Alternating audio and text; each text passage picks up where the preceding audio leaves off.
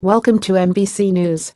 This is latest news for you. When the eviction of a Pennsylvania man with a documented history of mental health issues turned into a deadly shootout, police realized they'd found another gap in a system they'd already spent years working to improve. How had the man, Donald Meyer Jr., passed the state's background check? State police investigated and found that the record of the man's involuntary mental health commitment, which should have barred him from buying weapons, had been lost in transit between the county and state. In response, the state created an audit system to prevent future errors. As federal lawmakers seek to improve record reporting to the federal background check system after a Texas massacre highlighted the risks of missing records, Pennsylvania offers a potential roadmap. The state has spent the last 6 years aggressively overhauling records reporting, hunting down reporting gaps like the one that let Meyer buy a gun, and modernizing the technology they use to keep guns out of the wrong hands. We can't afford to make a mistake. We've got to find these errors and find these vulnerabilities, Major Scott Price, director of the Pennsylvania State Police's Bureau of Records and Identification, told NBC News. Over the last 6 years, police have upgraded the Pennsylvania Instant Check Systems, PICS, technology and system processes and hunted down gaps in record reporting. Price said that they have received $2 million in federal grants to fund their efforts, but also funded significant reforms themselves. The PICS system is strong. It's a model for this country.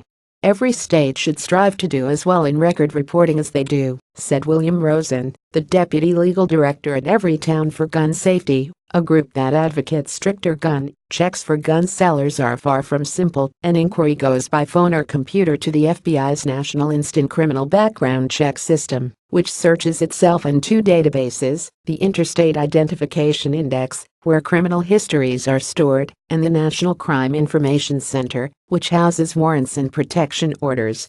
Those three systems house records from countless agencies on the local, state, and federal level.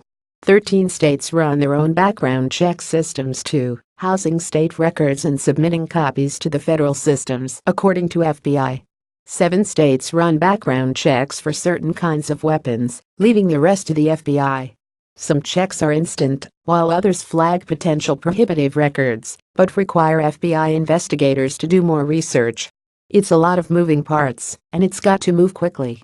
If a background check is incomplete after 72 hours, the law says the gun seller can complete the sale without the final results.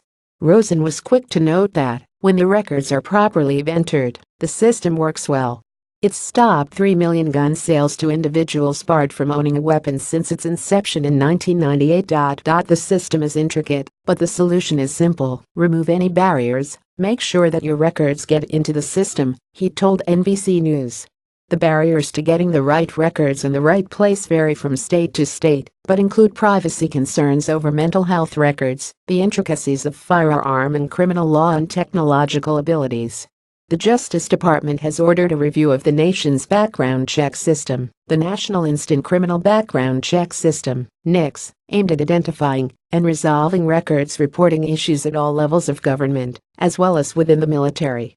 Price said the biggest barrier to more accurate record-keeping in Pennsylvania is the differences between state and federal laws. A domestic violence conviction anywhere in the U.S. bars gun ownership, but Pennsylvania doesn't have a specific misdemeanor charge for domestic violence. This makes tracking which misdemeanor offenses meet the federal qualifications of domestic violence, which requires that the assailant and victim live together, have a child together, or are married, difficult. Next year, Price said the state and local police will begin a process, thanks to a $1.3 million federal grant, to collect more information like the relationship of victim and assailant on their fingerprint cards to make accurate reporting much easier.